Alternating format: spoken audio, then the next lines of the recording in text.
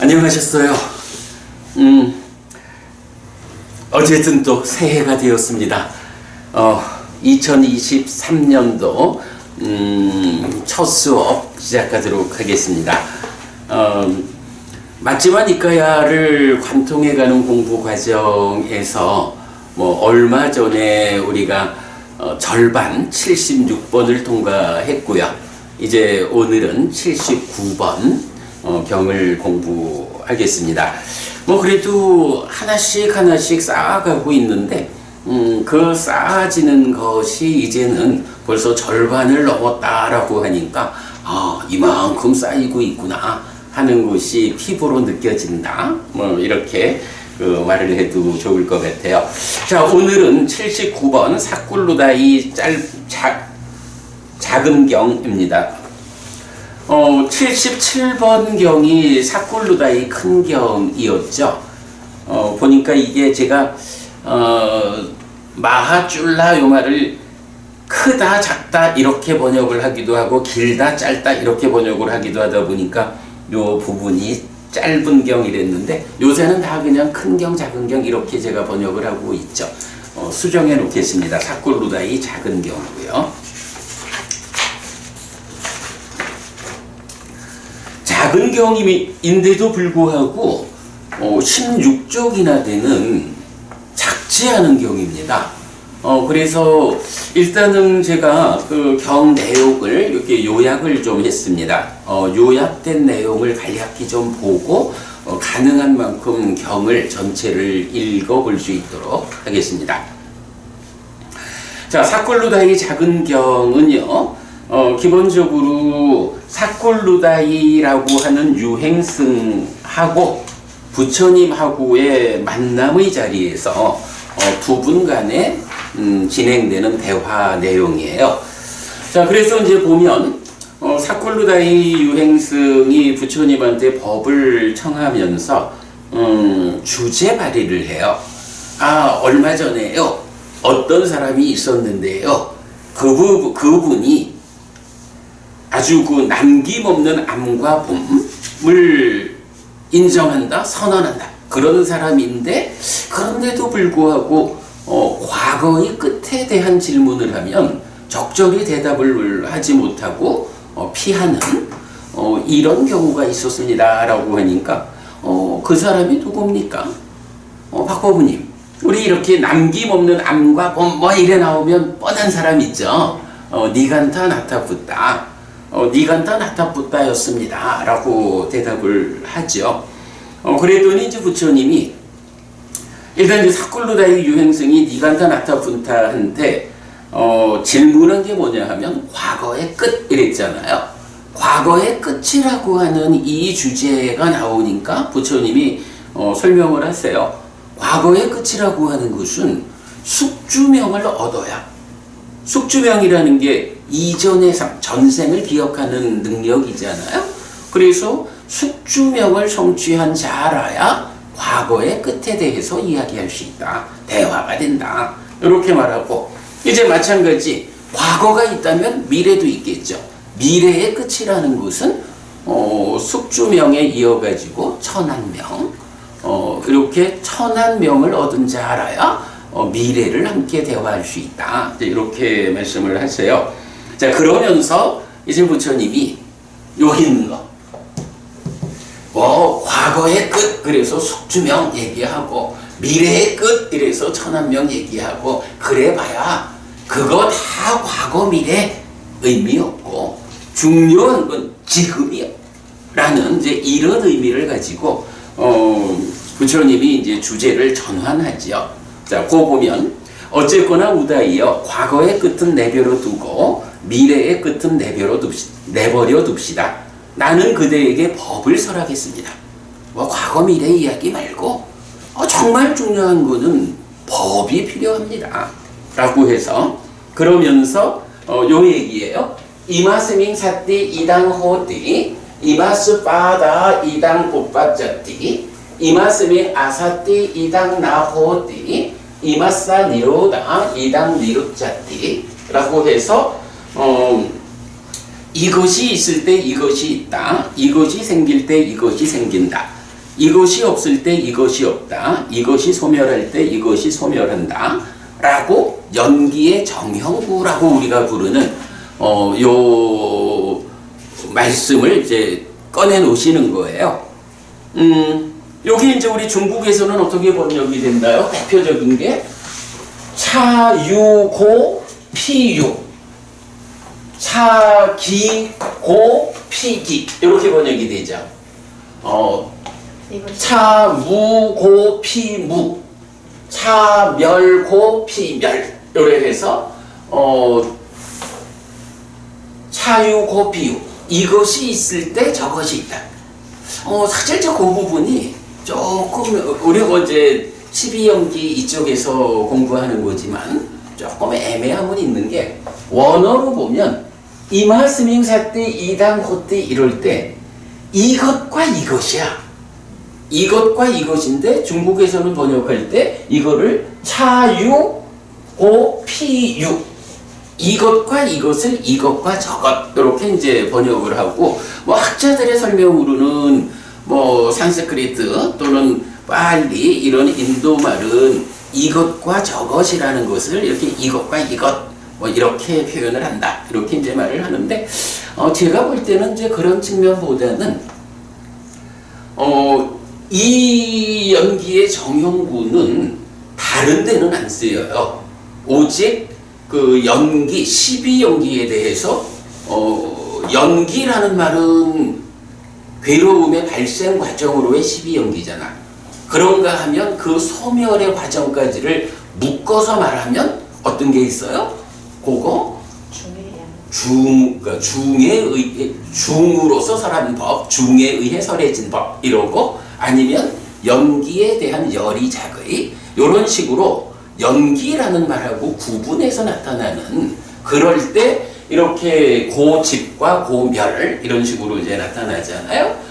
그럴 때 보면 이것이 있을 때 이것이 있다라는 이 이야기는 뭐 그냥 보통 말하는 어떤 상호 의존성 뭐 이런 측면으로 부처님은 이 말을 안 쓰는 거야. 이 말은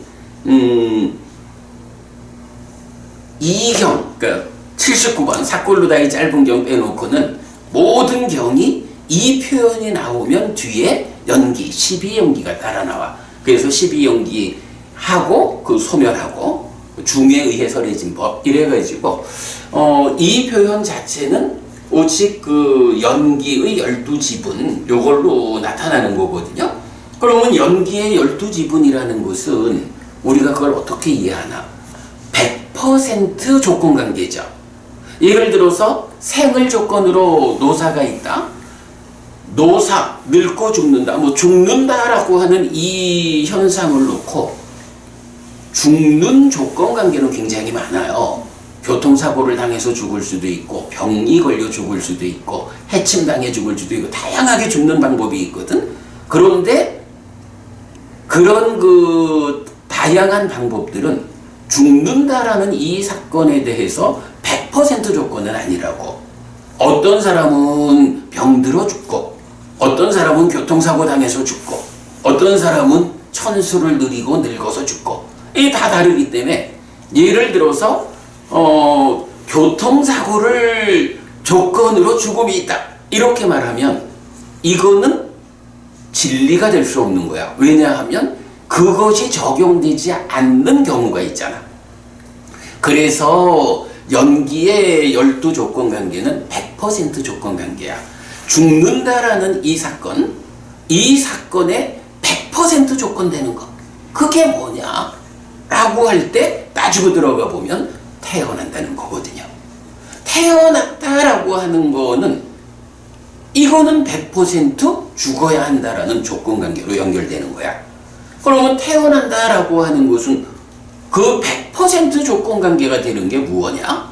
라고 하니 몸과 마음이 함께함, 식과 명색의 서로 조건됨, 이래가지고 존재라는 불완전한 존재 상태, 이 존재라는 것이 있어야 몸과 마음의 생존기간의 불균형 이런 문제 때문에 몸이 무너져 죽었는데 그동안에 무명과 가래를 해소하지를 못했어. 그러면 어떻게 돼? 몸으로 간다. 뭐 이런 현상 때문에 새로운 몸으로 가서 새로운 삶이 시작되는 게 태어남이잖아. 존재라는 관점. 이 존재가 선행하지 않으면 태어날 수 없다고. 이건 100% 조건관계야. 그러면 성미부부님, 그 존재라고 하는 그러니까 유라고 하는 이 조건이 태어남을 위한 100% 조건이거든. 그러면 그 존재와 태어남이라는 이 100% 조건 관계가 적용되지 않는 경우도 있나? 없나? 근데 이게 질문이 좀 애매한 질문인데, 내가 이제 말하자는 거는 사실은 이 존재가 없으면 태어나지 않는 거야. 그지? 존재가 없으면 태어지지 않는 거야. 그러면 존재가 없다라는 게 뭐야? 존재라는 거, 유라고 하는 게 무명 내지 취라는 이 9단계의 불완전한 조건관계에 의해서 생겨나는 불완전한 존재 상태잖아. 이 불완전한 존재 상태가 해소되면 유가 없어지는 거니까 태어나지 않게 되는 거야. 뭐 이제 이런 식으로 보면 이 조건관계가 100% 조건관계다. 이런 부분으로 결론을 내면, 이때는 이 100% 조건관계라는 건 뭐야? 이것과 이것이 100% 조건관계니까 가장 근접해 있는, 두 개 간에 예외가 없는, 차별이 없는 이런 조건관계가 되는 거야.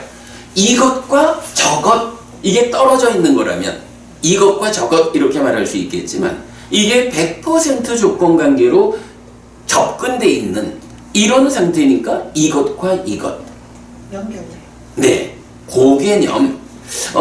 내가 볼 때는 그 차유고 피유이라고 해서 이것과 저것으로 해석해서 존재하는 것들 간에 서로 어떤 상호 의존 관계 이렇게 보는 것보다는 원어가 이것과 이것이야.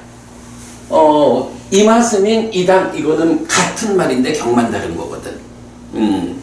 그 의미는 이게 설해진 목적이 뭐냐? 바로 연기의 12지분의 이러한 조건 관계에서 태어남이 있을 때 그것에 근접한 연결되어 있는 노사가 있다. 태어남이 생길 때 노사가 생긴다. 태어남이 없을 때 노사가 없다. 태어남이 소멸할 때 노사가 소멸한다. 존재가 있을 때 태어남이 있다. 존재가 생길 때 태어남이 생긴다. 존재가 없을 때 태어남이 없다. 존재가 소멸할 때 태어남이 소멸한다. 요런 조건관계로만 이 정형구가 쓰인다는 거, 쓰이거든요. 용례적으로 볼 때 그래.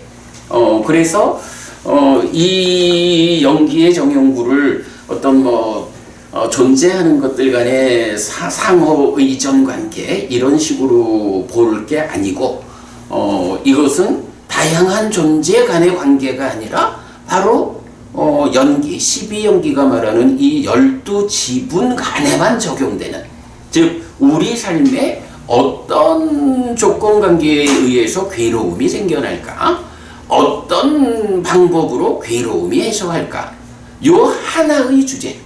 요게 달리 말하면 뭐죠? 생사 문제와 걸린 거지 뭐. 그치? 이게 연기 바로 생사 문제잖아. 그죠? 생사 문제와 관련한 하나의 주제의 범위에서 조건관계를 말할 때 이 정형구가 쓰인다는 거예요. 자, 참고로 이해하고, 요 이야기, 제가 이제 지금 설명드린 요 부분을, 이 교재에서 2장을 넘겨보면, 그러니까 4페이지 가면, 4페이지가 보시면, 그래도 좀 찾아보니까, 김법원이 우리 옛날 12연기 특강한 거, 그 12연기 특강이 요즘도 뭐 여러분들한테 이렇게 권장을 하고 있지만 그 마지막 두 번의 강의, 그러니까 45번, 46번 두 번의 강의가 요약되어 있는 내용이 제가 지금 설명드리는 이런 내용을 잘 좀 설명하고 있더라고요. 시간 관계상 요거 다 읽어드리지는 못하겠고요. 여러분 그렇게 보시면 되겠습니다. 일단은 하여간 부처님이 사쿨루다이 유행승이 뭐 과거의 끝 이런 주제에 관심을 나타낼 때 과거의 끝, 미래의 끝, 숙주명, 천한명 이렇게 뭐 얘기가 되지만 그렇게 관심을 두지 말고 우리 삶의 이야기를 해보자. 내가 법을 설하겠다 라고 하면서 바로 이 연기의 정형구 삶의 문제를 말씀하셨다라는 거예요. 자, 그랬더니 이제 사쿨루다이 유행승이 고백을 해. 부처님, 사실 저는 숙주명, 천한명 이런 신통도 얻지 못했고요. 그러니 이제 부처님이 설하시는 연기의 정형구 이런 법에 대해서는 제가 더 접근이 안 됩니다. 말하자면 어렵습니다. 이런 얘기겠죠. 이제 그러면서 차라리 그러면 부처님께서 저한테 우리의 스승, 유행승의 이제 사제관계가 있겠죠. 우리 스승의 가르침에 대해서 질문을 하시면 제가 설명을 해드리겠습니다. 근데 요렇게 이제 대화가 넘어가는 거예요. 자, 그래가지고 이때부터 문답이 생겨나는데, 자, 첫 번째 문답은 뭐 최상의 광명이라는 이제 주제가 나타나요. 그래서 이제 일단 부처님이 사쿨루다이 유행승이 말한 그대로 그대들 스승의 가르침은 무엇입니까? 그죠? 부처님이 우리 스승의 가르침에 대해서 질문을 하시면 제가 답변 드리겠습니다. 이렇게 말을 하니까 뭐 그 중에 어떤 요거보다는 그래, 그렇다면 그대들의 스승의 가르침은 무엇입니까? 라고 질문을 한 거예요. 그랬더니 우다이가 이렇게 대답을 해요. 저희 스승의 가르침에는 이것이 최상의 광명이다. 이것이 최상의 광명이다. 라는 것이 있습니다. 한마디, 이것이 최상의 광명입니다. 요런 가르침이 우리 스승의 가르침입니다. 이렇게 말을 하니까 이제 우리도 그 말을 들으면 좀 궁금함이 생기겠죠. 부처님이 똑같이 질문을 하시는 거야. 무엇이 그 최상의 광명입니까? 그죠?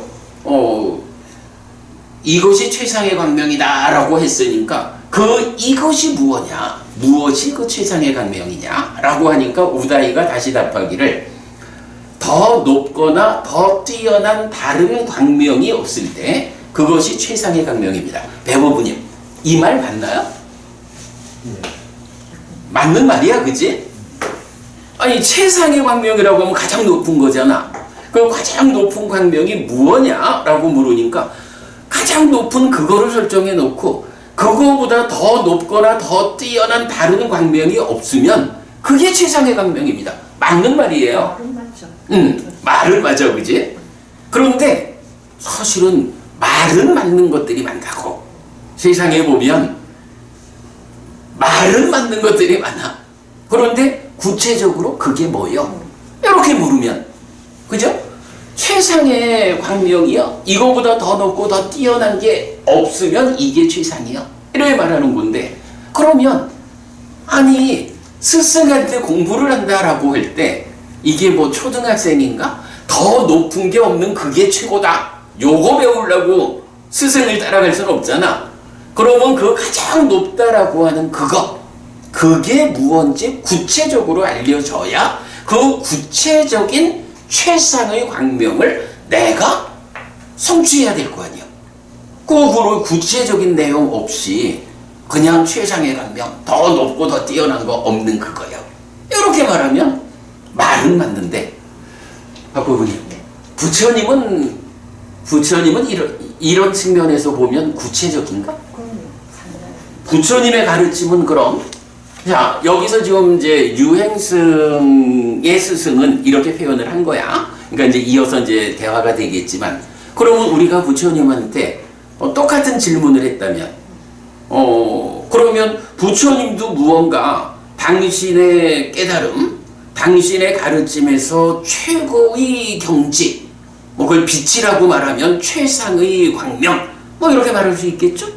그러면 부처님 보고, 아니, 박법부님한테 물어봅시다. 부처님 제자잖아.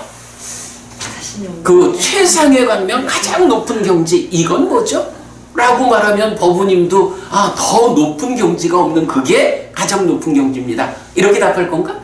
열반이라고 할 것 같아요. 열반. 좋죠. 어쨌든 중요한 거는 그래.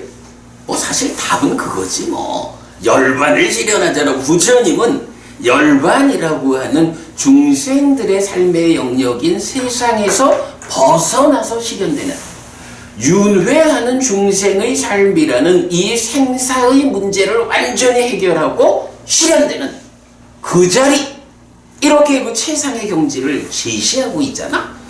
그래서 그 열반을 실현하면 아라한이라고 불러요 라고 하는 아라한이 되는, 해탈된 삶을 실현하는, 번뇌가 다한, 뭐 심해탈, 해해탈한 여러 가지로 말을 해도 사실은 그것이 어떤 이런 개념적으로 더 높은 게 없는 이런 의미는 하나도 없잖아. 어쨌든 열반도 구체적인 개념이거든. 자, 열반을 실현하자. 열반이 뭡니까? 탐진치가 부서진 거예요. 탐진치를 어떻게 부숩니까? 4년조로 시작해서 사마타 위파산으로 완성되는 수행 체계가 있어. 모든 것이 아주 구체적으로 제시가 되고 방법이 알려지고 있다고. 그러니까 부처님 제자들은 그 다양한 가르침들을 배워 알고 실천하기만 하면 헷갈릴 일이 없이 구체적으로 가잖아. 부처님은 그렇죠. 분명히 구체적으로 부처님은 답을 준다고.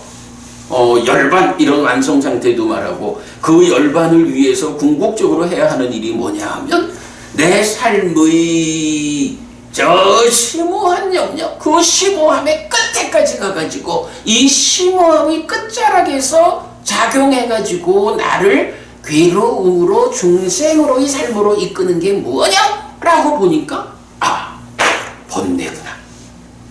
상이 전도된 것, 이 번뇌구나 라고 보아내고, 그 삶의 심오함의 끝자락에 있는 그 문제를 보았기 때문에 그 문제가 어떻게 해결되느냐, 그래서 그 문제가 완전히 해결되었을 때 좀 전에 말했던 존재라고 하는 이 불완전한 존재 상태, 이 생사의 문제가 완전히 해결됨으로써 태어나지 않게 되는, 그래서 윤회에서 벗어나는 열반이 실현되는 이런 성과를 얻을 것이냐?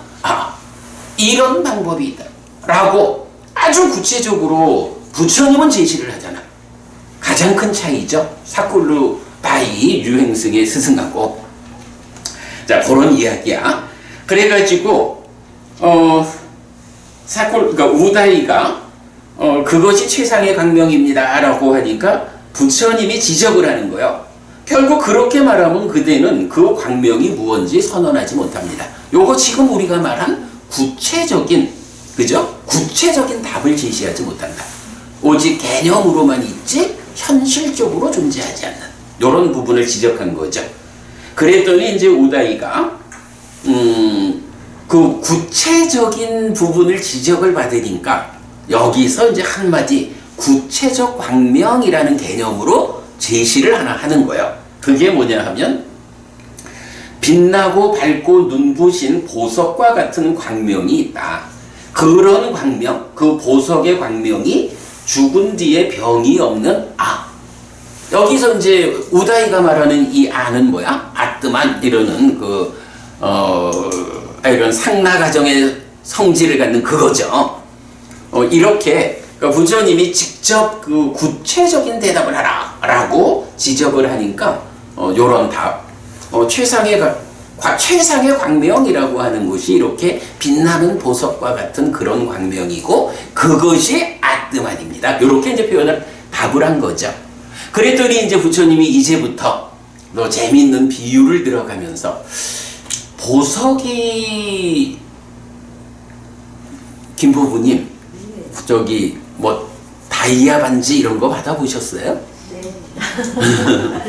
다이아 반지 막 빛나요? 그게 얼마나 빛나나? 다이아 반지가 예를 들어서 개똥벌레? 반딧불이가 개똥벌레지. 개똥벌레가 빛을 내잖아. 그 개똥벌레의 빛하고 다이아가 내는 빛하고 빛을 내나? 그러니까 다이아의 빛하고 어떤 게 더 밝아요? 빛이. 조건에 따라서 다르죠. 그래, 조건에 따라 다르지. 맞아. 그런데 이제 부처님이 그런 비유를 드는 거야. 그런 그 보석이 내는 빛이라는 거하고 반딧불이가 밤에, 그러니까 조건이니까 밤에 반딧불이가 내는 빛하고 어떤 것이 더 밝으냐라고 하니까 반딧불이의 빛이, 그 광명이 더 큽니다. 이렇게 대답을 하는 거죠.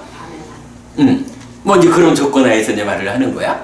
그랬더니 그러면 그보다 더 밝은 거, 이런 식으로 이제 그 사쿨루다이는 구체적인 답을 내느라고 그 빛나는 보석, 그 보석에 빛나는 광명이 이게 아뜨만입니다.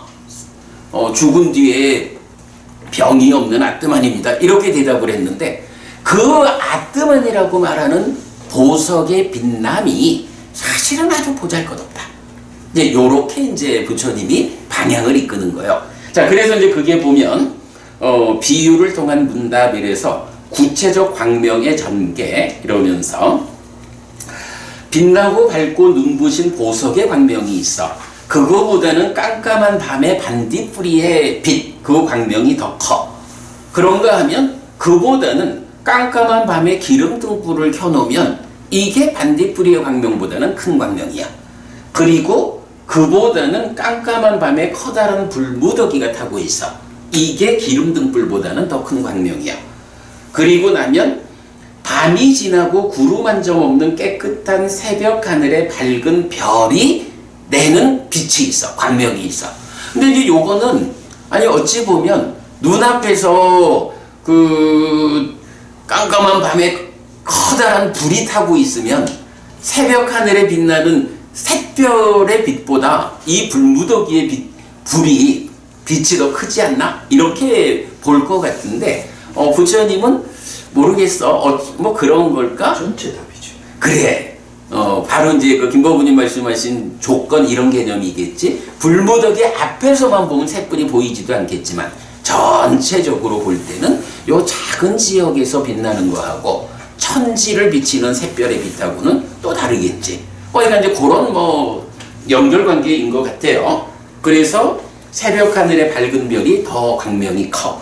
그런가 하면 보름의 포살이래 구름 한 점 없는 깨끗한 하늘의 보름달.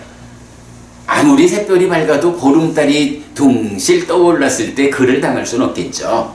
그런가 하면 그보다도 우기의 마지막 달에 우기를 뒤따르는 계절에 깨끗하고 비구름이 물러간 하늘에서 정오의 빛을 발하는 태양. 우기라고 하면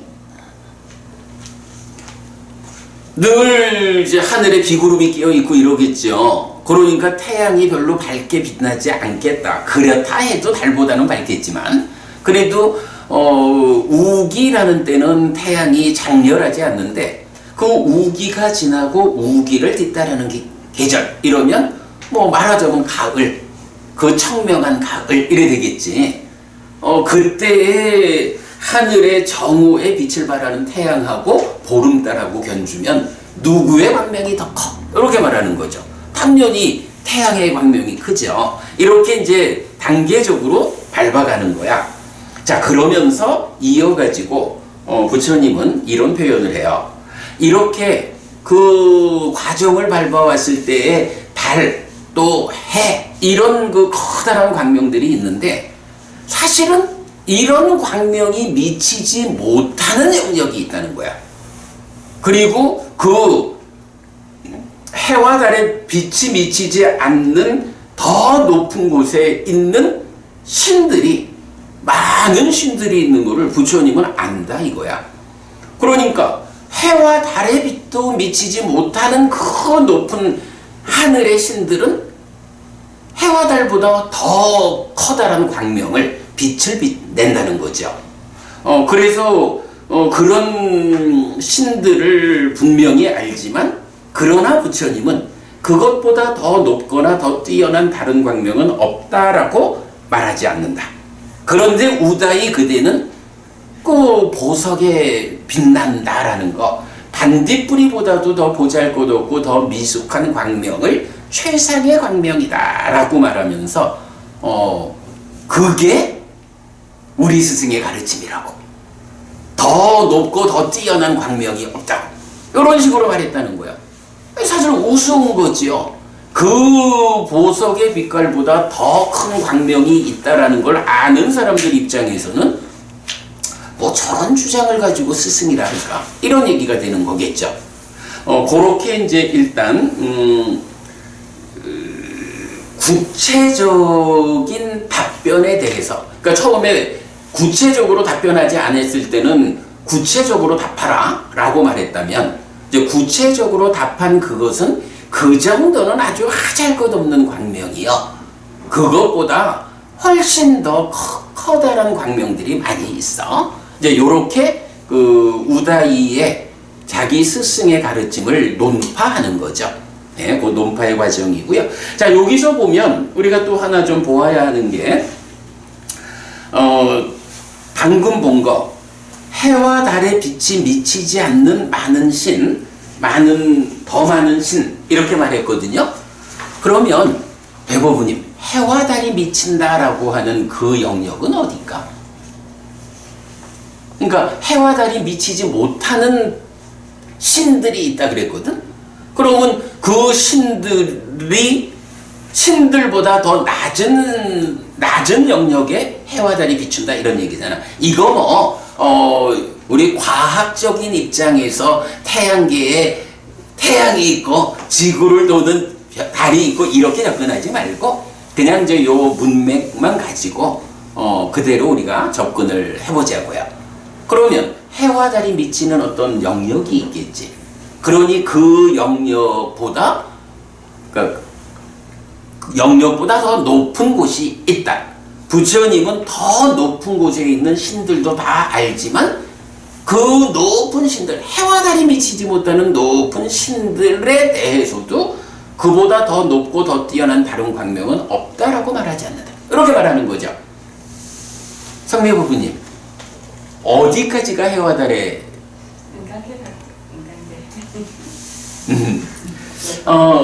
아마 법원님 우리 내일 이제 안구따라니까요 관통법회잖아요. 내일 잘하면 내일 안구따라니까요 우리가 그 지난주에 세세 모음에 77, 78 존재경 1, 2번 했죠.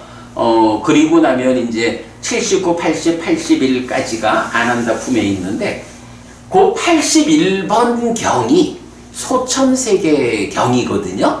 잘하면 내일 거기까지 할 건데 이 소천세계 경이라는 경에서 알려주는 내용이 있어. 그걸 보면 그 땅에서부터 6개의 6하늘을 다 올라가고 그리고 3개의 초선이 있잖아. 3개 초선의 영역이 보통 이제 그 범천의 영역이잖아. 요 범천의 영역까지를 해와 달이 비치는 영역으로 소천세계경이 말을 해. 그럼 소천세계경에서 소천, 작은 천이라는 말이 무슨 말이냐 하면 바로 그 해와 달이 미치는 초선의 영역, 범천의 세상, 여기까지가 하나의 세상이라고 말해지고 그 범천의 영역, 그 하나의 세상이 1000개가 있으면 소천세계 이렇게 부르는 거거든. 그 소천세계가 또 1000개가 있으면 중천세계, 그게 또 1000개가 있으면 대천세계인데 1000이 세제곱이다 해서 3000대천세계죠. 그러면 이 3000대천세계는 1000의 세제곱 이어가지고 10억 개의 세상, 그러니까 보통 이제 인도에서 힌두교적으로 말하면 창조주 하나님 브라흐마라는 이 하나의 창조주 하나님 브라흐마라고 알려지는 그가 관장하는 영역, 이게 10억 개가 있으면 삼천대천세계 이렇게 이제 하여간 이게 경에 나타나는 그 가장 큰 세상의 범주 이렇게 되거든요. 잘하면 내일 그거 자세히 보기로 하고, 자 그랬을 때 이 소천세계 경이 알려주는 내용을 제가 요 교재 맨 뒤쪽으로 가볼게요. 자, 맨 뒤쪽에서 안쪽으로, 성경법문이 그 안쪽, 맨 뒤에 안쪽. 자, 보면 이제 이 범천의 세상이라는 말이, 김법문님 우리 이거 옛날에 이 얘기 한번 했었던 것 같아. 범천의 세상이라는 게 어디까지냐? 초선만을 범천의 세상이라고 하는 것이냐? 아니면 색계 무색계 모든, 그러니까 존재의 영역 전체를 범천의 세상이라고 하는 것이냐? 뭐 이런 부분이 참 좀 결정하기 어려운 주제이기는 해요. 근데 뭐 일단 하여간 그런 부분 더 좀 보기로 하고, 일단은 불교의 세계관이 이렇게 나와 있는 거죠. 자, 그래서 보면 제일 밑에 지옥, 축생, 악귀, 인간 있고, 그 위에 이제 4대 왕천, 33천, 야마천, 도솔천, 화락천, 타화자재천이 6개에 속한 6하늘이고, 그 다음에 이제 색계로 올라가면 색계 초선의 영역에서 셋으로 나뉘죠. 범신천이라고도 하고 범중천이라고도 하는, 그 다음에 범보천, 맨 위가 대범천, 이렇게 세 개의 범천의 하늘이 나오는데, 그 부분을, 그러니까 초선의 세 하늘, 요게 브라흐마로카, 범천의 세상이라고 설명되는 것 같아요. 뭐 이렇게 일단은 보아야 될 것 같고, 그리고 나면 이제 제2선은 소광천, 무량광천, 강음천. 요 강음천 얘기 많이 나오죠? 비틀 음식으로 하는 뭐 이런 이제 광음천. 제3선 가면 소정천, 무량정천, 변정천. 변정천 얘기 많이 나오죠? 행복 이야기 나오면 그 행복의 완성 상태 변정천으로 많이 나오죠. 제4선은 요거 잘 봐야 돼. 제4선도 똑같이 3개로 나뉘는 거야. 지금 보면 초선, 제2선, 제3선 다 3개로 나뉘었죠? 제4선도 3개로 나뉘거든? 그게 보면 강과천, 무상, 유정천, 정거천. 그리고는 정거천이 다시 소분류로 5개로 나뉘는 거야. 5개 맞죠? 요렇게 보면 약간 다 3개씩으로 구성되어 있어. 정거천은 어떤 특징이 있는 세상이죠? 불환자가 태어나는 세상이죠. 그래서 부처님이 가보지 못한 곳이 정거천이라는 거 아니야. 부처님이 전생에 정거천에 갔었으면 인간 세상으로 돌아와서 깨닫지 못하는 거야. 왜? 거기는 불환자가 가고 그 안에서 아라한을 실현하기 때문에. 그래서 경에서 보면 부처님, 내가 정거천 말고는 다 가봤다. 지난 윤회하는 삶의 과정, 이런 표현이 나오죠. 그렇게 이제 색계가 구성되고, 그 위에 무색계가 공무변처, 식무변처, 무소유처, 비상비비상처. 요게 번뇌의 영향 위에 있는 중생들의 세상이죠. 중생들의 세상이 이렇게 구성이 돼 있어요. 자, 요런 구성에서 이제 넘겨가지고 시커먼 표를 하나 볼게요. 이 시커먼 표가 왜 시커머냐 하면, 배부분이 이 검은 색으로 무엇을 나타내는 걸까? 색깔을 이렇게 검게 칠해놓은 게 무슨 얘기일까? 탐진치가 강하고 번뇌가 강하고, 그 표현을 이렇게 한 거예요. 그러니까 지옥은 아주 새카맣고, 그러면서 보로 스님 만드셨어요? 제가 만든 거죠. 그러니까 다 제가 그러니까 제가 인디자인 익혀가지고, 자료를 만드는 게 그래 아주 편리하고 좋아요. 자, 그래서 어쨌든 이제 지옥은 아주 그 번뇌가 강하고 탐진치가 강한 거기에서부터 열버져 가면서 위로 올라오는 거죠. 그래서 이제 보면 지옥, 축생, 악귀, 인간 위에 4대 왕천, 33천, 야마천, 도솔천, 화락천, 타화자재천, 범신천, 범보천, 대범천. 여기까지 대범천까지니까 색계 초선이죠. 그런데 소천세계 경에서 뭐라 하냐 하면 그 하나의 세상, 해와 달이 비추는 그 영역을 1000개의 세상에는 1000개의 해와 달로부터 1000개의 범천의 세상까지를 말하는 거야. 그러니까 요 대범천까지를 하나의 세상 이렇게 말하고 고게 그 하나의 세상이 1000개가 있으면 소천세계, 그리고 그런 소천세계들이 또 1000개가 모이면 중천세계. 그러니까 요렇게 된 거죠. 요렇게 해서 1000개 쭉 있는데 그 1000개씩 있는 소천세계가 1000개가 모이면 중천세계, 다른 데도 중천세계가 있고, 이런 중천세계가 또 1000개가 모이면 삼천대천세계로, 그러니까 경에 나오는 가장 큰 세상의 범주. 삼천대천세계라는 말은 뭐 우리가 많이 쓰는 말이잖아요. 그 의미가 요렇게 그림으로 그려진 거예요. 참고하시고요.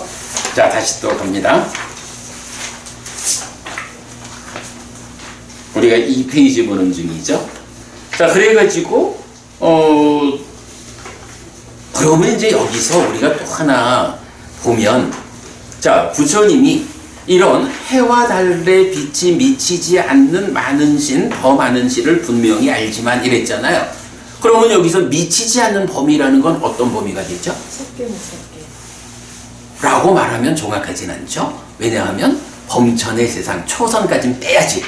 그죠? 거기까지는 해와 달의 영역 이렇게 봐야 되니까. 그러면 이제 제2선, 말하자면 무심무사의 영역이죠. 제2선보다 더 높은 하늘은 어떤 거야? 해와 달이 미치지 않는 영역이야. 거기에 신들이 많이 있어. 그래서 부처님은 그 많은 신들을 다 안다고. 그런데 부처님이 뭐라 하냐면, 내가 그렇게 그 높은 하늘의 신들도 다 알지만 그렇다고 그 높은 신들 누구를 지정해가지고 그것보다 더 높거나 더 뛰어난 다른 광명은 없다라고 말하지 않는다. 요건 무슨 표현이야? 지금 이제 요 세상에서 보면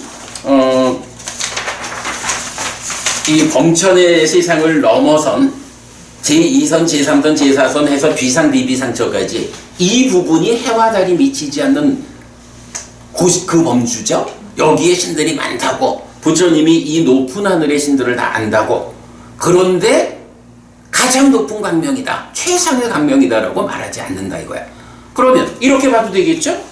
세상에서 가장 높은 비상, 비비상처의 신들은 얼마나 커다란 광명의 존재일까? 그런데 부처님은 비상비비상처의 신이라는 그 커다란 광명의 존재를 놓고도 뭐라고? 최상의 광명이라고 하지 않는다 이거죠. 그 이유는 뭐지? 응? 더 높은 게 있다. 그 더 높은 게 있다라는 건 뭐야? 일반의 부처님. 그죠. 그래가지고 우리가 이런 중생의 삶을 넘어선 벗어난 마음의 영역, 마음의 고유한 영역, 그러니까 오염되기 이전의 그 고유한 영역을 말할 때 뭐라 해요? 빛난다라고 말하잖아. 마음, 그래서 보면 우리 안구따라니까의 하나의 모음에서 그거 나오죠. 마음은 빛난다. 개그로운 오염원에 오염되었다. 마음은 빛난다. 개그로운 오염원에서 벗어났다. 그러면 지금 여기 비상비비상처 이 높은 신의 광명도 아직까지 완전히 벗어난 거 아니잖아. 여기서 보았지만 아주 엷어지는 거야. 아주 엷어지기는 하지만 완전히 벗어난 건 아니야. 그러니까 만약에 완전히 벗어난 경지가 없다라고 하면 비상비비상처가 최상의 광명이라고 선언할 수 있지만, 이제 부처님은 불교에만 있는 완성의 경지는 어디야? 아까 열반 말씀하셨지만 부처님은 구체적으로 설명을 하잖아. 이러한 삶의 완성은 비비상조도 아니고 이런 중생의 영역을 완전히 벗어나서 실현되는 열반이 있어. 그럼 그 열반이라는 개그러운 오염원에 오염되지 않은 이 마음의 고유한 영역의 빛남은, 그래서 우리 깨달음을 말할 때 성미고부님 그 표현 아나요? 우리 그 깨달음의 경지를 말할 때 보면 안지해명광이 생겼다, 눈이 생겼다, 알미 생겼다, 지혜가 생겼다, 밝음이 생겼다, 그리고 마지막이 빛이 생겼다, 이래 되잖아. 깨달음의 완성을 그렇게 표현하잖아요. 이렇게 광명이라는 거, 빛이라는 걸로 이런 그 경지를 지시해주고 있다고. 자, 그렇기 때문에 이제 부처님은 높은 신들, 해와 달이 미치지 않는 높은 신들을 다 알지만 거기에다가 최상의 광명이라고 말하지 않는다. 이거 에휴 그렇게 개념적인 얘기는 안 해, 이런 얘기 아니죠? 그보다, 그러니까 비비상조의 신들의 광명보다 더 높은 광명이 있다. 열반의 광명이다. 오염되지 않은 마음이 발산하는 광명이다. 이 얘기를 하는 거죠. 예. 자, 그 다음에 그랬더니 이제 4번 우다이는 세존과 함께 교차하여 질문하고 이유를 묻고 함께 대화하면서 저희 스승의 가르침이 부족하고 텅 비고 실패인 것을 알았기 때문에 세존께서는 이 이야기를 명료히 하셨습니다. 선석께서는 이 이야기를 명료히 하셨습니다. 라고 받아들임 요랬는데, 이제 경에서는 이제 이렇게 나오는 거야. 부처님이 이렇게 이러하다 신에 대해서도 더 높은 광명은 없다고 말하지 않는다. 이래 이제 말씀을 하시니까 우다이가 정말로 세존께서는 이 이야기 주제가 뭐야? 최상의 광명 요거죠. 최상의 광명이라는 이 주제에 대해서 아주 명료히 하셨습니다. 선석께서는 이 이야기를 명료히 하셨습니다. 그럴만하지 뭐. 광명이 이렇게 단계적으로 더 큰 것 중에 이런 부분을 다 말했고, 그래야 하니까 알겠습니다. 분명합니다. 여기서 뭘 알겠다는 걸까? 자기 스승이 말하는 그 구체적으로 제시되지 않는 그런 개념적으로만 위가 없고 더 높은 게 없고 더 뛰어남이 없는 최상의 광명 이런 거 아닙니다. 부처님 말씀을 듣고 명확히 알았습니다. 이 얘기를 하는 거죠.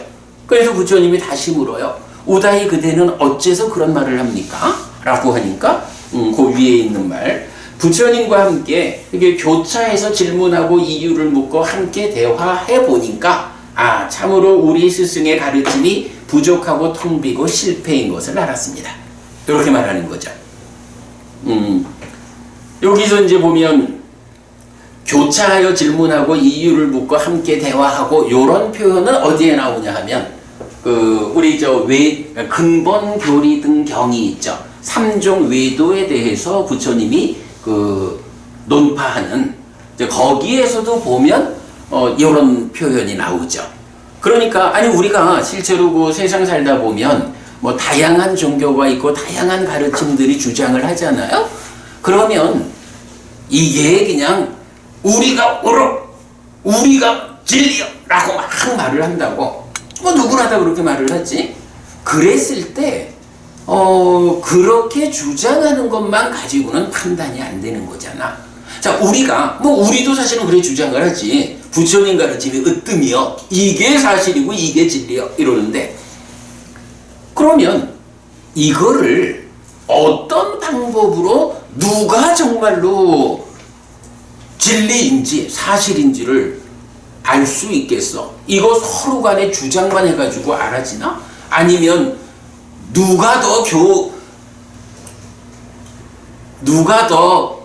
교도 신자수가 많냐? 이거 가지고 따지고 들어가면 사실인지 아닌지가 밝혀지나? 아니잖아요. 방법이 무엇이냐? 이제 마주 앉아가지고 삶의 문제, 생사의 문제, 이런 그 삶의 주제를 가지고 어떻게 서로 함께 교차해서 질문하고 이유를 묻고 함께 대화하는 이런 토론의 과정을 거쳐가지고 지금 오다이 같은 경우 자기 스승의 가르침을 잘 알고 있지만 부처님과 이렇게 서로 대화를 해보니까 이게 우리 스승의 가르침이 정말로 부족하고 텅 비고 실패다라는 것을 부처님이 워낙 명료하게 그 주제에 대해서 설명을 해주니까 알았습니다. 이렇게 대답하는 거잖아요. 요런 관점이 사실은 중요해요. 우리가 불교 신자하고 이렇게 부처님 가르침을 공부하는 사람의 입장에서 세상 누구와 만나서 대화를 하더라도 그냥 어설프게 어떤 대화로 끝내지 않고 그래 우리가 정말로 어떤 가르침이 사실일까 진리일까 라는 부분은 대화해보자 토론해보자 라고 해서 잘 따지고 들어갈 때 거기서 어떤 가르침이 우월한지 사실인지 진리인지 이런 부분을 알 수 있죠. 오늘 아침에 우리가 이런 자신감 이런 얘기했지만 부처님 가르침이야말로 편협되지 않은 사실이다 라는 것 때문에 부처님 제자들은 자신감을 가지고 공부하고 대화할 수 있다. 이런 부분 알죠. 자, 그리고 나면 이제 6번 두 번째 문답으로 넘어갑니다. 자, 첫 번째는 하여간 우다이가 그러니까 부처님이 당신 스승의 가르침이 무엇요? 라고 하니까 최상의 광명 이 얘기를 했거든요. 그래서 이제 쭉 얘기했고 이제 두 번째로 박부부님 네. 불교 안에 최상위 개념이란 표현을 우리가 하잖아요. 어떤 것이 최상위 개념이죠? 고화고멸. 고화고멸. 그래서 이제 부처님 이제 그런 말씀하시잖아. 예전에도 지금도 나는 오직 고화고멸을 알게 한다. 라고 해서 오직 부처님 가르침은 고화고멸. 괴로울 것인가 괴롭지 않을 것인가. 바꿔 말하면 괴로울 것인가 행복할 것인가. 여기에 모든 중심이 있는 거죠. 이거보다 더 높은 개념이 없는 거야. 불교에는 어떤 형편으로든 이 괴로움을 해소하고 행복해지겠다. 이 행복의 완성이 열반이다. 근데 이 부분이 명확하잖아요. 그러니까 이제 지금 우다이하고 그 우다이가 부처님께서 우리 스승의 가르침에 대해 질문하면 제가 답변해 드리겠습니다. 이래가지고 그 최상의 광명 이 주제를 한 가지 얘기를 했잖아요. 그래서 그 부분에 대해서 참으로 그대 스승이 말하는 그런 정도의 광명에 대한 이야기는 낮아 하고 우다이의 그 명료합니다라고 하는 설득을 받아냈잖아요. 그러니까 이제 이어가지고 그런 최상의 광명이라고 하는 것이 구체적으로 어떤 쓰임새를 갖는 거냐라고 할 때 결국 뭐야? 최상의 개념. 괴로울 것인가 행복할 것인가 이 주제로 넘어가겠죠. 그러니까 부처님 두 번째 질문이 그렇게 나오는 거야. 오로지 행복한 세상이 있는가?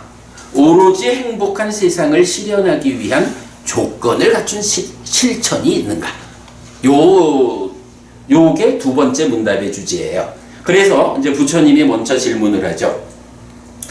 오로지 행복한 세상이 있습니까? 오로지 행복한 세상을 실현하기 위한 조건을 갖춘 실천이 있습니까? 라고 그대 유행승들 그대 스승의 가르침에는 그런 오로지 행복한 세상 그거 실현하기 위한 여기서 이제 조건을 갖춘 실천이란 표현이 보니까 다른 경에서는 안 나타나고 요 경에서만 나타나는 특별한 용례인데 어쨌든 뭐 그런 거겠죠. 조건을 갖춘 실천이라고 하는 거 실현할 수 있는 조건이 갖추어져 있어? 이렇게 말하는 거죠.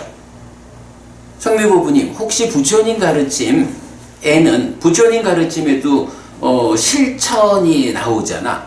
그럼 부처님 가르침은 여기서 말하는 오로지 행복한 세상을 실현하기 위한 조건을 갖춘 실천인가요? 조건을 못 갖췄나요?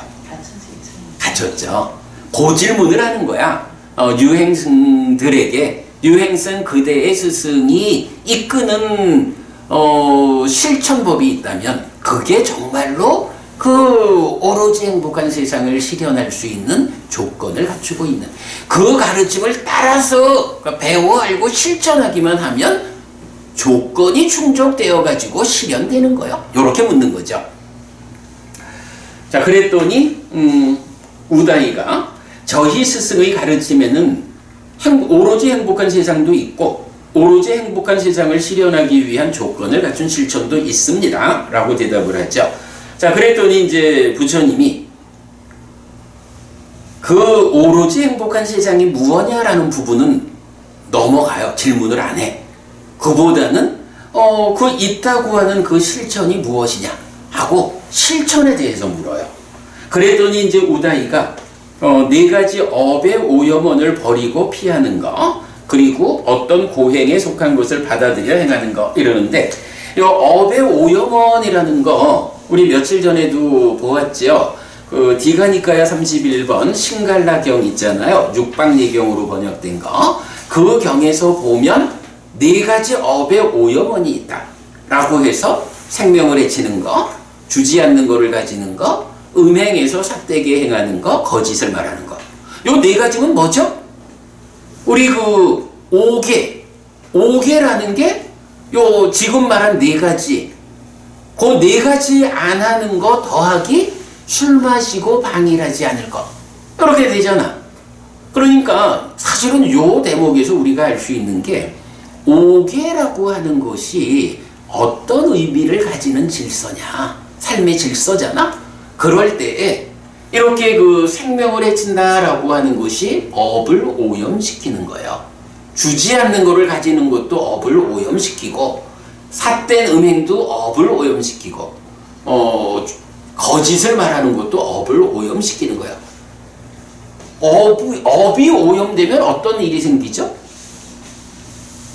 업이 오염되면 당연히 악업을 짓는 거고, 그로 인해서 괴로움이 생겨나고 삶은 퇴보하는 거죠. 그러니까 부처님이 오계를 지녀라, 오계라는 삶의 질서를 가져야 한다 라고 말하는 게 뭐냐 하면 바로 그런 업을 오염시키는 것들을 피해야 한다. 그래서 나쁜 업을 지어서 괴로움을 만들지 않아야 한다, 요 얘기를 하는 거죠. 거기에 이제 요하여간 업의 오염은 네 가지에다가 이제 다섯 번째로 불음주 이렇게 넣는 거죠. 여기선 제가 일부러 요 네 가지가 나오는 거를 경에서는 네 가지 업의 오염은 이렇게 안 나오고 네 가지를 다 나열을 하고 있거든요. 근데 제가 이제 일부러 업의 오염원이라는 개념을 알자 하고 이렇게 이제 적어드렸어요. 그래서 별표 해가지고 4개 적어갖고, 그 다음에 이제 다섯 번째가 어떤 고행에 속한 것. 우리 니간타 같으면 고행하는 이야기가 많이 나오죠. 그런데 지금 유행승들에 대해서는 우리가 잘 모르는데, 유행승에 대한 정보를 이경이 또 주는 거예요. 그죠? 부처님이 오로지 행복한 세상이 있다고 하는데 그 세상을 실현하기 위한 조건을 갖춘 실천을 그대들은 어떻게 말하느냐 라고 하니까 유행승의 입장에서는 바로 이 네 가지 업의 오염원을 피하는 거, 그리고 다섯 번째로 어떤 고행에 속하는 것을 실천하는 것, 이렇게 말하죠. 그러니까 유행승들의 수행 방법은 이런 거요. 말하자면 불교 신자 같으면 기본적으로 지니고 사는 삶의 질서, 그거 겨우 지켜가면서 거기에 어떤 고행을 좀 하는 요 정도를 가지고 최상의 행복, 오로지 행복한 세상을 만들 것이다, 요렇게 말하고 있는 거죠. 자, 그랬더니 이제 부처님이 이제 또 그 부분을 논파를 하시는 거야. 자, 네 가지 업의 오염원을 버리고 피할 때, 또는 어떤 고행에 속한 것을 받아들여 행할 때 아는 오로지 행복합니까? 또는 행복하기도 하고 괴롭기도 합니까? 이렇게 물었는데, 여기서 이제 자, 네 가지 업의 오염원 이랬지만 첫 번째 오염원으로 보죠. 생명을 해치는 일을 버리고 피할 때, 그리고 그러니까 네 가지 모두, 그러고 고행에 속한 것을 받아들여 행할 때, 그러니까 이건 그들이 말하는 조건을 갖춘 실천을 받아들여서 실천할 때 그 아는 오로지 행복합니까? 또는 행복하기도 하고 괴롭기도 합니까? 이런 질문했는데 여기서 갑자기 그 아라는 말이 나온 건 왜 그렇죠? 앞에서 나왔죠. 앞에서 죽은 뒤에 그렇죠. 그러니까 최상의 광명을 말할 때 이제 그걸 얘기를 했던 거죠. 그러니까 결국은 이제 유행승들도 아뜸한 상나가정의 아뜸한을 전제된 삶을 사는 거죠. 그러니까 이제 부처님이 그대들이 이런 조건을 갖춘 실천이 그 다섯 가지라고 하는데 그런 5가지를 받아들여 행할 때 그대들의 그 아뜸한이라는 게 오로지 행복하기만 하느냐 아니면 때에 따라 행복하기도 하고 괴롭기도 하느냐 이렇게 질문을 한 거죠. 말하자면 이런 거야. 그러니까 한 가지로 들자면 그러니까 생명을 해치는 일이 업의 오염원이잖아요. 생명을 해치는 일을 버리고 피해. 생명을 해치는 일은 안 해. 그러면 그렇게 생명을 해치는 일을 버리고 피할 때에 그대는 그것 때문에 행복합니까? 이렇게 묻는 거죠. 근데 회보부님, 생명을 해치는 일을 피한다. 이런 말하자면 5개의 첫 번째 항목을 잘 지킨다. 그러면 행복하지 뭐. 그런데 그게 생명을 해치는 행위를 피한다라는 그 하나의 실천을 통해 가지고 그러면 생명을 죽이는 일만 피하면 언제나 행복한가? 이렇게 물으면 그건 좀 자신이 없지. 사실은 우리가 행복하냐 괴롭냐 하는 게 그 한 가지에 의해서 결정되는 건 아니잖아. 그러니까 생명을 해치지 않는 삶을 실천을 해도 때로는 행복하지만 때로는 괴롭다고. 그렇게 봐야 되죠. 그러니까 부처님이 우다이한테 그 질문을 하신 거야. 그러니까 우다이도 그렇습니다. 그렇게 해도 그런 실천 위에서도 행복하기도 하고 괴롭기도 합니다. 이렇게 이제 솔직한 대답을 하는 거죠. 그랬더니 부처님 다시 묻는 게 오로지 행복한 세상이라고 하는 게 박부부님 오로지 행복한 세상이 실현되려면 여기서 내가 살면서 때로는 행복할 수도 있고 때로는 괴로울 수도 있는 이런 행복과 괴로움이 섞인 실천, 말하자면 이렇게 생명을 해친다라는 이 오염원을 피해도 행복하기도 하고 괴롭기도 한 요런 행복할 수도 있고 괴로울 수도 있는 이런 게 섞여 있는 실천을 통해 가지고 오로지 행복한 세상을 실현할 수 있습니까? 요거지. 안 되는 거겠죠. 이건 뭐 당연하지. 괴로움이 섞여 있다고. 그죠? 당연하죠. 그런 실천이야.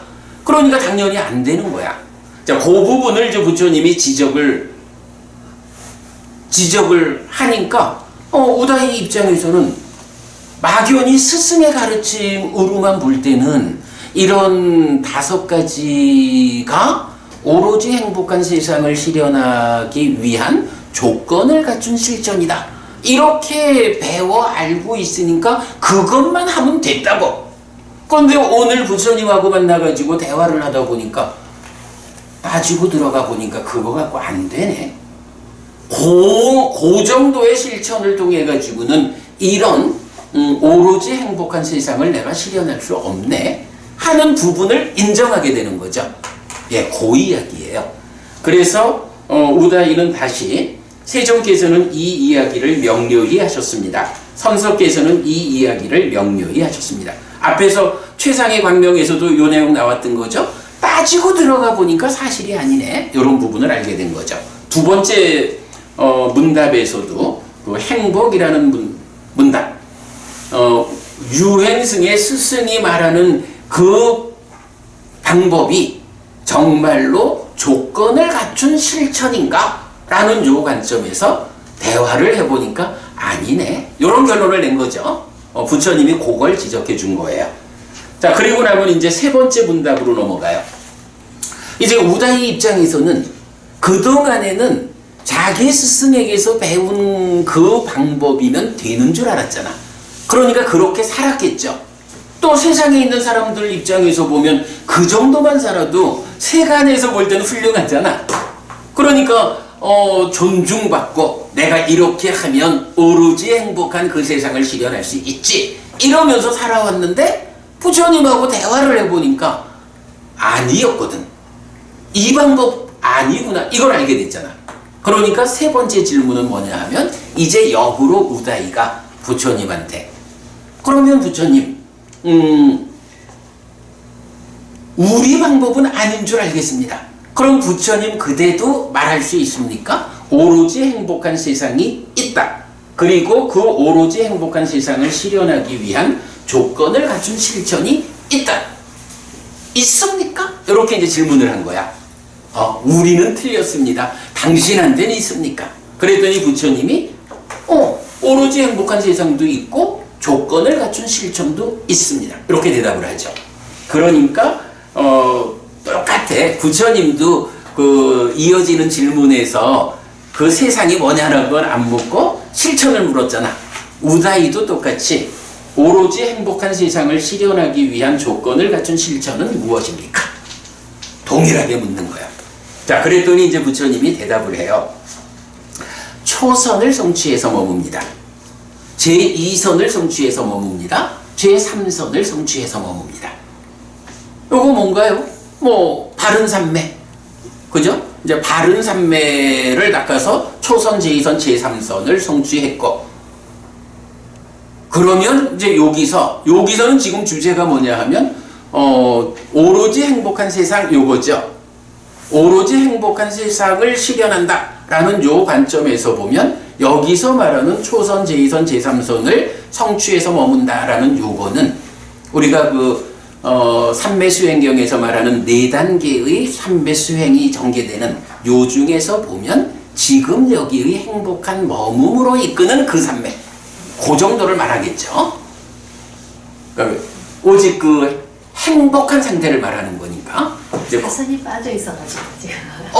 빠져 있는 이유가 있지. 네네. 그래서 이제 일단 여기서 초선, 제2선, 제3선을 이렇게 성취해서 머무는 것이 오로지 행복한 세상을 실현하기 위한 조건을 갖춘 실천이다 라고 부처님이 대답을 하니까 이제 우다이 입장에서는 반론을 펴는 거예요.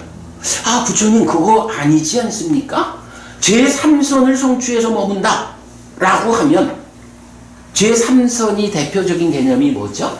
우리 초선은 떨침에서 생긴 희화락 이래 되죠. 제2선은 삼매에서 생긴 희화락이죠. 제3선은 희가 가라앉은 희가 없는 락이죠. 그래서 보면 제3선은 락이다. 행복을 개념으로 하고 아까 세상에서도 봤지만 오직 행복뿐인 세상이라고 알려지는 변정천이 제3선의 꼭대기잖아. 그죠? 이렇게 이제 알고 있는 사람들의 입장에서는 제3선을 성취했다라고 하는 거는 그게 오로지 행복한 세상을 실현하기 위한 실천이다라고 말하면 아직도 과정이잖아. 그죠? 아직 과정이고 제3선으로 그 세상이 완성됐다고 말하지 않는 거란 말이야. 그러니까 이제 우다이가 부처님한테 부처님 그게 아니고요. 지금 왜 제4선 없냐 했잖아? 바로 그런 얘기죠. 부처님한테 그게요. 제3선을 성취해서 머문다라고 하면 이게 오로지 행복한 세상이 실현된 겁니다. 제3선을 성취해 머무는 그것까지도 그 세상을 위한 실천이다. 노력하는 과정이다. 이렇게 말하면 안 되죠. 라고 반론을 피는 거예요. 그럴만하죠. 그렇게 이제 반론을 펴는 게 뭐냐 하면 또 4번 우다이가 그것은 실천이 아니라 이만큼이 즉 제3선을 성취해서 머문다라고 하는 이만큼의 경지 이만큼이 오로지 행복한 세상의 실현입니다라고 반박을 하는 거예요. 그랬더니 이제 부처님이 아니요 라고 부처님이 거기서 더 높은 말씀을 하시는 게 이만큼 제3선을 성취해 머문다라고 하는 이 경지만큼은 오로지 행복한 세상의 실현이 아니라 단지 오로지 행복한 세상을 실현하기 위한 조건을 갖춘 실천일 뿐이다. 요 얘기는 뭐예요? 제3선이라는 그 행복의 경지보다 더 높은 행복의 경지, 더 높은 오로지 행복한 세상이 있다. 네가 몰라서 그렇지 더 높은 오로지 행복한 세상이 있어. 그러기 때문에 제3선을 성취에 머무는 이거는 실천이요. 이렇게 말하는 거예요. 자, 그러니까 이제 여기서 이 사쿨루다의 유행승에 그 함께한 집단이 있었잖아. 그러니까 많은 이제 유행승들이 있었죠. 그 유행승들의 집단이 동요를 하는 거예요.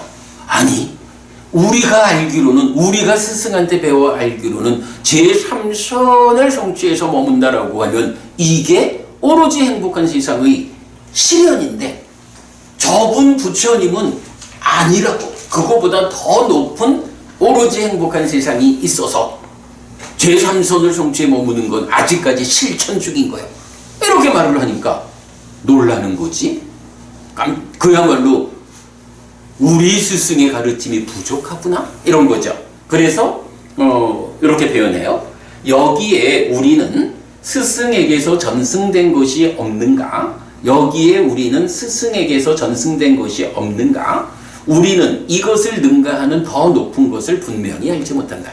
우리 스승에게서 전승된 이 가르침에는 제3선을 성취에 머무는 그보다 더 높은 오로지 행복한 세상이 제시되지 않는가, 안 않는가, 요 얘기죠. 자, 그렇게 이제 막 동요하는 거야. 그랬더니 이제 우다이가 이어서 다시 묻죠. 그렇다면 제3선보다 더 높은 그런 경지가 있다면 얼마만큼의 오로지 행복한, 얼마만큼이라고 해야겠죠? 네. 얼마만큼이 오로지 행복한 세상의 실현입니까? 라고.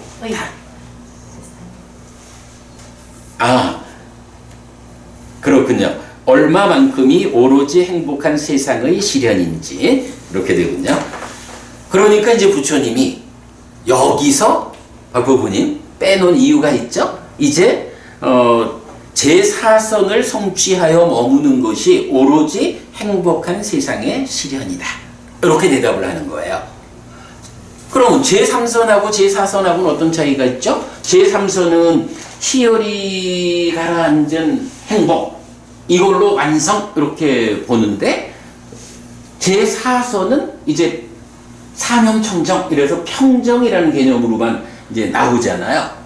그럴 때에 오로지 행복하다라고 하는 요 상태는 제3선이 희열이 가라앉아가지고 행복하다라는 이런 느낌의 상태에서 그 행복이라고 불리는 그것까지도 가라앉아서 오직 평정해진 요 평정의 상태가 행복, 오로지 행복한 것이야.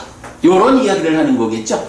예, 그래서 제4선 그 평정의 상태가 오로지 행복한 세상의 실현이다 라고 부처님 말씀하시고요. 그러면서 요 부분 경에서 보면 이게 몇 페이지가 되냐 하면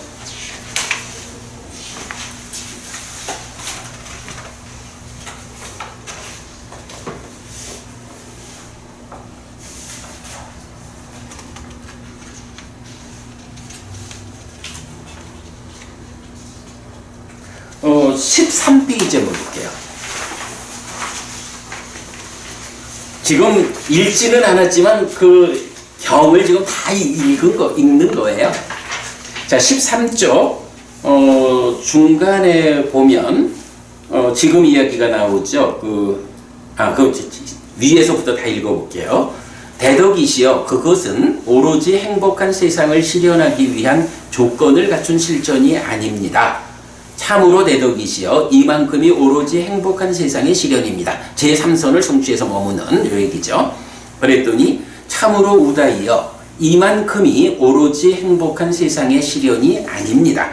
단지 오로지 행복한 세상을 실현하기 위한 조건을 갖춘 실천일 뿐입니다.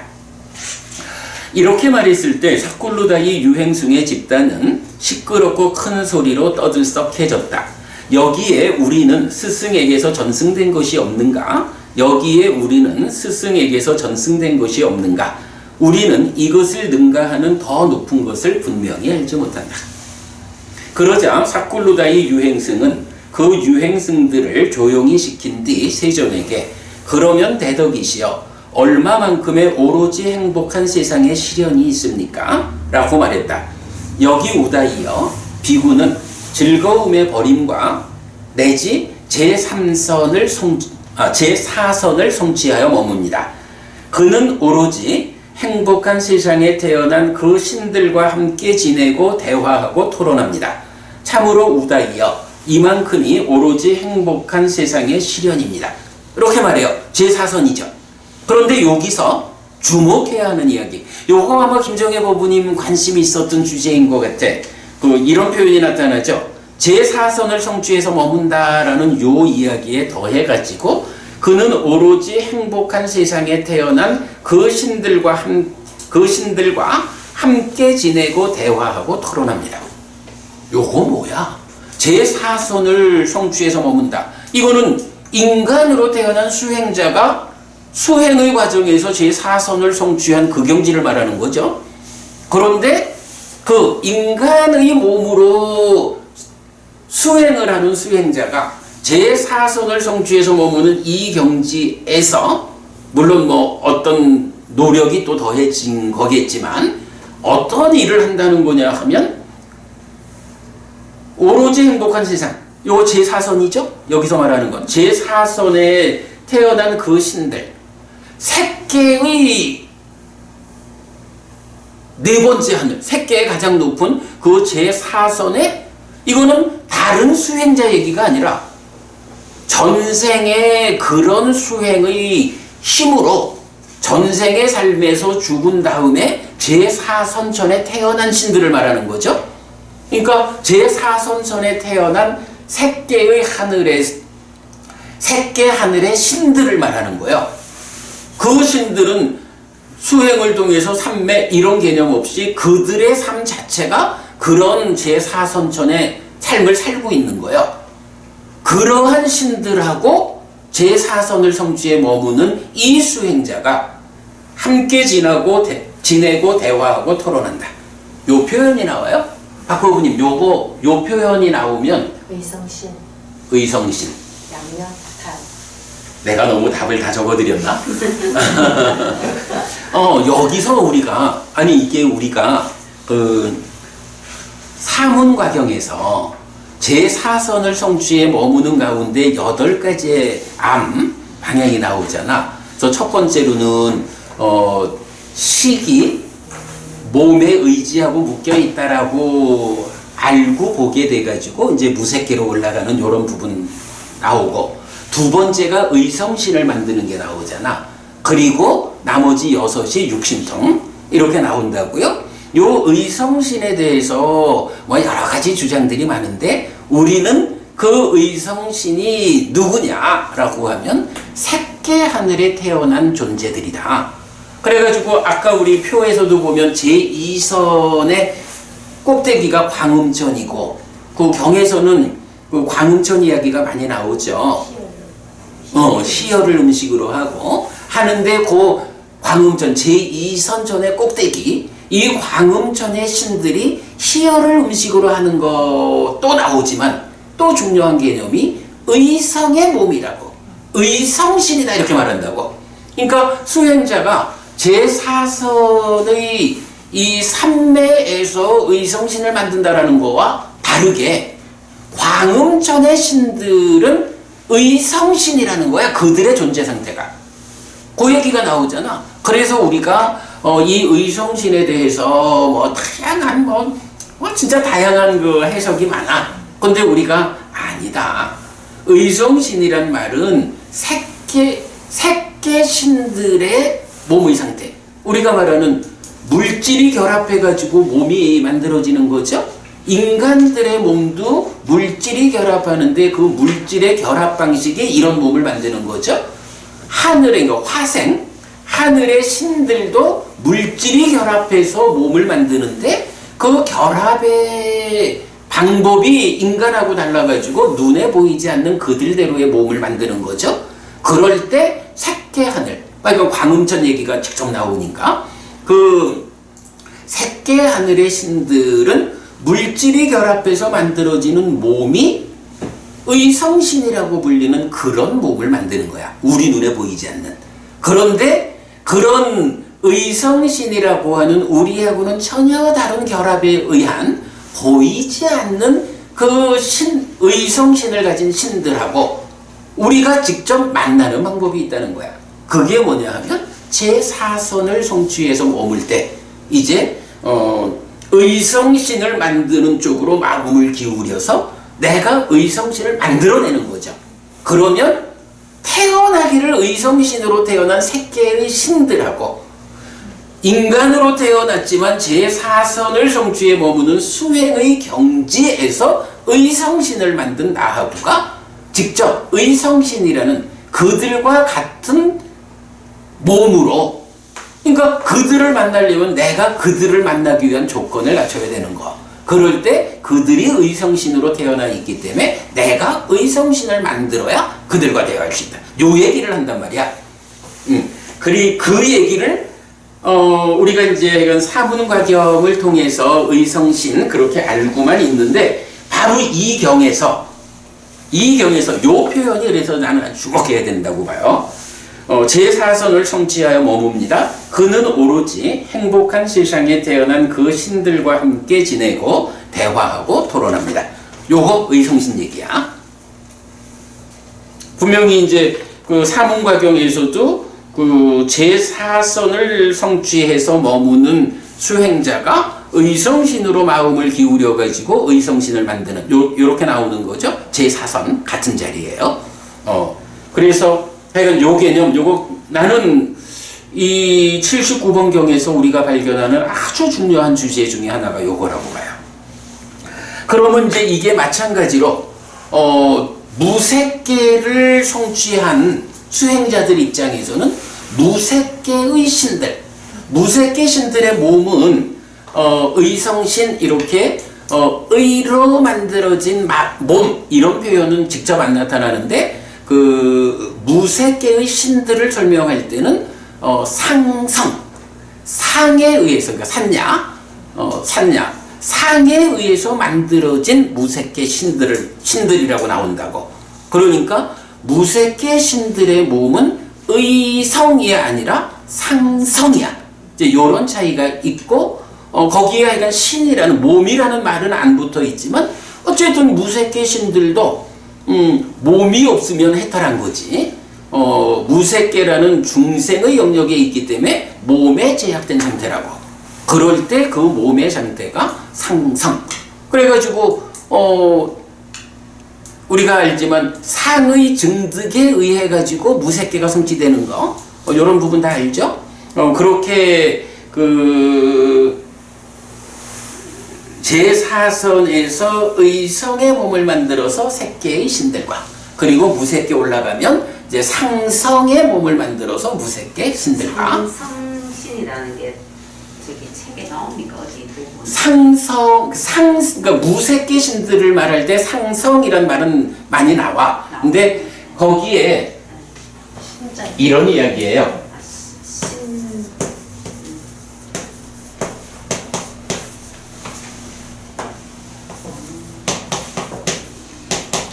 만호, 마양, 가양 이러면 의로 구성된 의로 만들어진 해서 의성, 까야 해서 신 이렇게 되거든. 그런데 무색계를 말할 때는 그냥 산야, 마양 요렇게만 나오고 여기에 까야라는 말이 안 나오는 거야. 그러다 보니까 색이 없다고 하면 안 되고, 그러다 보니까 이제 세상에서 무색계는 몸이라는 말이 안 들어가니까 몸이 없다 이런 식으로 이 해석을 많이 하는 거지. 그런데 만약에 무색계의 신들이 몸이 없다라고 하면 색이 없어요. 몸으로 가지 않아요. 그래. 무명과 가래가 완전히 해소돼서 몸으로 가지 않는 상태는 아라한이라고. 무색계의 신들이 아니고 무색계의 신들도 무명과 가래가 남아있기 때문에 몸이 무너져 죽으면 몸으로 가는 거요. 무색계의 신들이 방금 제 그 말씀 색이 없기 때문에 이렇게 말하는데, 만약에 무색계가 색이 없는, 그래서 수상행식 사온만으로 존재한다 이래 말하면 오치온이 유신이다, 중생이다라고 하는 이 삶에 대한, 인간에 대한 기본 정의가 깨져. 그래서 경은 어디에서도 무색계를 말할 때에 색이 없다라는 표현을 안 써. 다만 이렇게 그 몸을 말할 때 만호마야 까양 해가지고 의성신, 요런 신이라는 표현을 직접 쓰지 않아서 그렇지, 상성의 무색계 신들 이럴 때는 상성의 몸이다라는 부분을 우리가 이해해야 하는 필요가 있어요. 어쨌든 시간이 다 됐다. 이제 넘어갑니다. 그래서 이제 여기서 이건 우리가 보아야 하는 거, 오로지 행복한 세상에 태어난 그 신들과 함께 지내고 대화하고 토론합니다 라는 요 말을 의성신을 만드는 요것과 연결을 했죠. 자, 그러면 이렇게 그 높은 하늘의 신들을 그들의 몸으로 만나는 이런 부분을 말하는 중요한 교리가 있죠. 그게 뭐냐 하면, 우리가 아라한을 말할 때 대표적으로 보편적인 아라한은 해해탈자라고, 초선부터 상수멸까지 9단계의 삼매를 성취해서 머물면서 번뇌를 부수고 아라한 되면 해해탈자잖아. 그런데 거기에 양면해탈자라고 하는 개념이 있다고. 그 양면해탈자가 누구냐 하면 색계 무색계 이 높은 신들을 몸으로 실현한다, 이런 표현이 나오죠. 몸으로 실현한다라는 그 말이 뭐냐 하면, 이거를, 이 부분을 이해를 못하다 보니까 어떤 문제가 되냐 하면, 이렇게 구차제주 상수멸까지 삼매를 닦아 올라가서 깨달으면 양면해탈자고, 해해탈자는 삼매 없이 깨닫는, 이런 식의 해석이 나오는 거야. 그런데 경은 정의하기를 해해탈자가 구차제주 상수멸 가서 번뇌다해서 깨닫는 거거든. 그럴 때의 양면해탈은 이 해해탈자의 9단계의 삼매와는 다른 한쪽 측면이 있는 거야. 근데 경은 그 부분을 정의하기를 몸으로 실현한다, 색계무색계를, 요런 표현을 직접 해주거든. 그럼 몸으로 실현한다라는 그 말이 뭐야? 바로 여기서 말하는 그 신들과 함께 지내고 대화하고 토론함, 요거죠. 그래서 이건 요 표현 하나가 의성신과 양면해탈자라는 이 두 가지 중요한 교리를 직접 말해주는 그 표현이다라는 거고요. 자, 여기에 제가 그 가야시사경 참조라고 적었죠. 요 경 제가 그 수업 보고에서 연결해 드리겠습니다. 부처님 깨달음의 선언에서 보면 이 높은 신들하고 바로 이런 이야기, 직접 대화하고 그들하고 어떤 관계를 맺었는가 하는 거를 상세히 설명하면서 깨달음의 선언을 말하는 그런 경이거든요. 여러분 나중에 보시고요. 자, 그 다음에 이제 8번 네 번째 문답으로 넘어가요. 자, 문답 4. 우다이가 다시 질문해요. 이제 이렇게 들어보니까 타당하거든. 제3선이 오로지 행복한 세상의 실현인 줄 알았는데 제4선 그리고 신들과의 만남, 이렇게 오로지 행복한 세상이 이제 말하자면 한 등급 올라간 거죠. 더 높은 경지로 이제 올라갔어. 그랬더니 우다이가 질문하기를, 이런 오로지 행복한 세상의 실현을 원인으로 비구들은 세존에게서 범행의 삶을 삽니까? 라고 질문해요.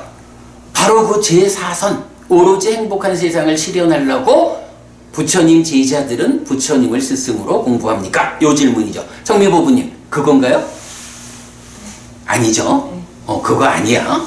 그랬더니 부처님이 아니다 라고 하면서 더 높고 더 뛰어난 다른 법들이 있어서 그것의 실현을 원인으로 나에게서 범행의 삶을 산다. 제4선보다 더 높고 더 뛰어난 다른 법들이 있다. 나의 제자들은 그 더 높고 더 뛰어난 법들을 실현하기 위해서 나의 제자가 되어서 함께 범행을 닦는 거지, 제4선 그거 목적 아니다. 여기서 그 세존에게서 범행의 삶을 삽니까 하는 요거는요, 우리가 옛날에 주제의 확장 30번 해가지고 세존에게서 범행을 사는 목적에 대해서 한번 제가 정리해 드린 적이 있어요. 그거 또 링크해 드릴게 참고하시고. 그랬더니 이제 우다이가 다시 질문하죠. 그렇다면 그 더 높고 더 뛰어난 다른 법들은 무엇입니까? 결국은 이게 결론이죠. 그랬더니 부처님, 우리 사문과경의 수행체계를 알죠? 열애의 출현으로부터 나와서 사문과경이 말하는 체계는 제4선 이후에 8가지 암, 이렇게 나오는데, 아까 말씀드린. 근데 이제 마지막니까의 경들은 보통 보면 제4선 이후에 숙주명, 천안명, 누진명, 요 3가지만을 말하죠. 그래서 부처님은 4선 3명으로 깨달았다. 이렇게 이제 많이 나오는데, 이제 여기서 부처님이, 그 더 높고 더 뛰어난 다른 법들로 열애의 출현부터 5가지 장애를 버리고 삼매에 드는, 그리고 거기서 이어가지고 4선 3명의, 이 4선 3명, 4가지 선과 3가지, 숙주명, 천안명, 누진명, 요 3가지를 비구들이 그것의 실현을 원인으로 나에게서 범행의 삶을 사는 더 높고 더 뛰어난 다른 법이다. 이렇게 말을 해요. 결국은 뭐야? 누진명, 번뇌를 부수고 아라한 데는 윤회에서 벗어나는 생사 문제의 해결, 열반을 실현하는, 이게 나의 제자들이 나에게서 범행을 실천하는 목적이다. 이렇게 말하는 거죠. 그러니 유행승들 제3선이면 오로지 행복한 세상이라고 그거 믿고 따라가던 사람들한테 눈이 번쩍 뜨이는 거지 뭐. 자, 그랬더니 이제 사꿀루다이 유행승이 부처님한테 비의하고, 나 이제 부처님한테 출가하겠습니다 하고 구조계를 주십시오라고 요청을 해요. 그랬는데 또 드물게 나오는 이제 사꿀루다이 유행승의 집단은, 그러니까 사꿀루다이 유행승이 그 집단의 리더였나 봐요. 그 집단들이, 자, 요 마지막 페이지로 가볼게. 16페이지 맨 끝에 이제 보면 그 위에서 이제 사꿀루다이 유행승이 구조계를 받고자 합니다 했어요. 이렇게 말했을 때 사꿀루다이 유행승의 집단은 사꿀루다이 유행승에게 이렇게 말했다. 우다이여, 존자께서는 사문고따마에게서 범행의 삶을 살지 마십시오. 우다이여, 스승이었던 존자께서 제자의 삶을 살지 마십시오. 우리의 스승이신 그대가 부처님의 제자가 되면 안 되죠. 이런 얘기죠. 예를 들면 큰 물동이였다가 작은 물동이가 될 것입니다. 우다이 존자에게 이런 일이 생기는 것입니다. 우다이여, 존자께서는 사문고따마에게서 범행의 삶을 살지 마십시오. 우다이여, 스승이었던 존자께서 제자의 삶을 살지 마십시오라고, 이렇게 세존에게서 범행의 삶을 살기 위해 오는 사꿀루다이 유행승에게 이 사꿀루다이 유행승의 집단은 장애가 되었다 라면서 끝나요. 그러니까 아마 출가를 못했다는 의미이겠죠. 자, 그러니까 긴 경을 서둘러 제가 말씀을 드리고, 그 가운데 오늘 그래도 중요한 주제가 여러 개 있었죠. 서둘러서 좀 말씀드렸는데 5분을 늦었습니다. 마치겠습니다.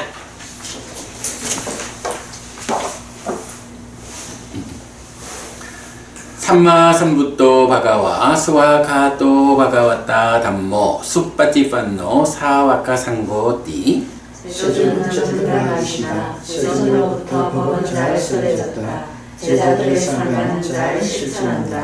찌랑띠타뚜로 가스밍 삼마삼부타 사사난띠. 전능하게 가르침이 이 세상에 오래도록 머물리라. 이차마항 얀냥 야지똥 양마마 아싸 디가라땅 히타야 수카야띠. 오랫동안 나에게 일과 행복을 주는 자선을 실천하리라. 이당다낭 페따낭 냐티살로 히타낭 우파까빠뚜. 이당다낭 페따 냐티살로 히타 파리분잔뚜띠.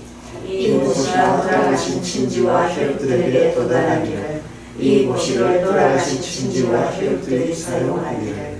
오늘도 우리가 훌륭한 법의 등을 함께 달았습니다. 이 법의 등의 공덕이 여러분에게 오랫동안 이익과 행복으로 함께 하기를 바랍니다. 오늘의 이 공부로 또 새로운 한 해가 시작되었습니다. 올 한 해 변함없이 이런 공부 이어가도록 하겠고요. 이 법보시의 공덕이 여러분 생각하시는 그분들에게 도달하고 사용되기를 바랍니다. 수고하셨습니다.